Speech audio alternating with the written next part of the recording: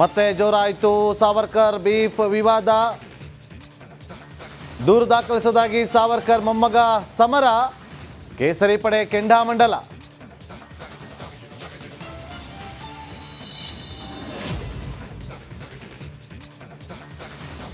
ಬೆಚ್ಚಿ ಬೀಳುತ್ತಿದೆ ಬೆಂಗಳೂರಿನ ಪಾಕ್ ಲಿಂಕ್.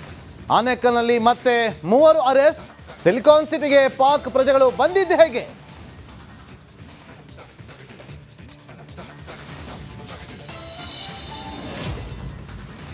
ಅಪ್ರಾಪ್ತೆ ಜೊತೆ ಯುವಕ ಮ್ಯಾರೇಜ್. ಸುದ್ದಿ ತಿಳಿದು ಹುಡುಗಿ ಕಡೆಯವರು ಫುಲ್ ರಾಂಗ್. ರಾತ್ರೋರಾತ್ರಿ ಹುಡುಗನ ಮನೆಗೆ ನುಗ್ಗಿ ಹಲ್ಲೆ.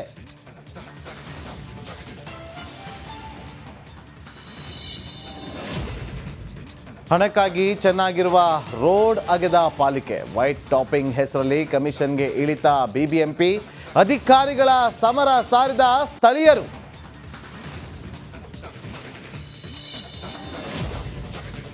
ಅರಮನೆ ನಗರಿಯಲ್ಲಿ ಚಲನಚಿತ್ರೋತ್ಸವ ಸಂಭ್ರಮ.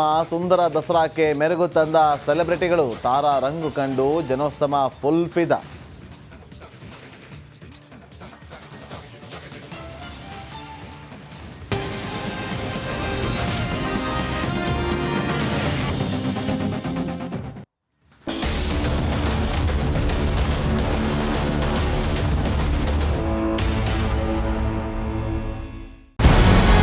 ನಮಸ್ಕಾರ, ಕರ್ನಾಟಕ ಪ್ರೈಮ್ ಟೈಮ್ಗೆ ಸ್ವಾಗತ.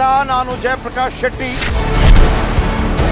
ಇಡೀ ಕರ್ನಾಡು ಇವತ್ತು ರೆಬೆಲ್ ಆಗಿ ನಿಂತಿದೆ. ಈ ಹಗರಣಗಳನ್ನು ಸದನದಲ್ಲಿ ಪ್ರಸ್ತಾಪ ಮಾಡಲು ಕೂಡ ಕಾಂಗ್ರೆಸ್ ಹಿಂದೇಟು ಹಾಕಿದ್ದೇಕೆ? ನಿಮ್ಗೆ ಸಂಬಳ ಅದಕ್ಕೆ, ನಿಮಗೆ ವಾಹನ ಅದಕ್ಕೆ, ನಿಮಗೆ ವೆಪನ್ ಅದಕ್ಕೆ. ನೀವು ಅದನ್ನು ಸೆರೆ ಹಿಡಿಬೇಕಾಗಿದೆ. ನೀವು ವಿದ್ಯುತ್ ಬರ ಇದೆ ಅಂತ ಹೇಳ್ತಾ ಇದ್ದೀರಿ. ಎಲ್ಲಿ ಬರ ಇದೆ ನೀವು ಹೇಳಬೇಕು.